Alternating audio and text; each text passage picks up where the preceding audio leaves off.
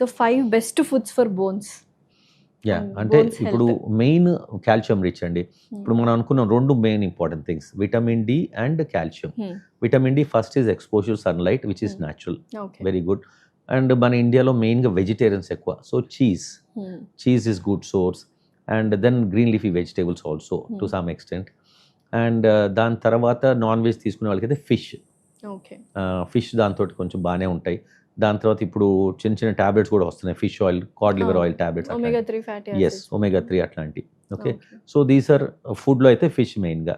So ఇట్లాంటివి plan చేసుకోవచ్చు మనం. సో ఫస్ట్ ఏంటంటే main vitamin D and calcium, these are very important for bone. So మొన్నటి వరకు పన్నీర్ అడల్టరేటెడ్ ఫుడ్ అని చాలా కాంట్రవర్సీ నడిచింది, రైట్? ఇప్పుడు మనకు బోన్ హెల్త్ అనగానే మీరు మిల్క్ అని చెప్తారేమో అని వెయిట్ చేస్తూ ఉన్నాను. ఎందుకంటే అరే చిన్నప్పటి నుంచి మిల్క్ తాగురా, బోన్స్ బాగా స్ట్రెంగ్ ఉంటాయి, ఎవరినైనా కొట్టచ్చు, వెరీ స్ట్రాంగ్ అవుతాయని అంటూ ఉంటాం.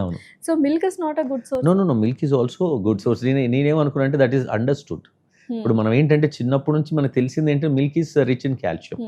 నేను అంటే మీ డైటరీ ఫుడ్స్ అంటే నేను I was thinking of food products. Milk అంటే మనం వి డోంట్ కన్సిడర్ ఫుడ్ కదా. Milk is definitely very important. Again మళ్ళా ఇది ఇంపార్టెంట్ ఇండియాలో ఏంటంటే అడల్ట్రేషన్. మీరు ఇందాక అన్నట్టు ఐ ఫెల్ రియలీ బ్యాడ్. ఇప్పుడు న్యూస్ పేపర్స్ చదివినప్పుడు నిజంగా చెప్పాలంటే అండి, they are like terrorist really. అంటే ఇప్పుడు మన మధ్యలో ఉంటూ మన పిల్లలకి అన్యాయం చేస్తున్నారు. మన పిల్లలు వాళ్ళ సొంత పిల్లలు కూడా.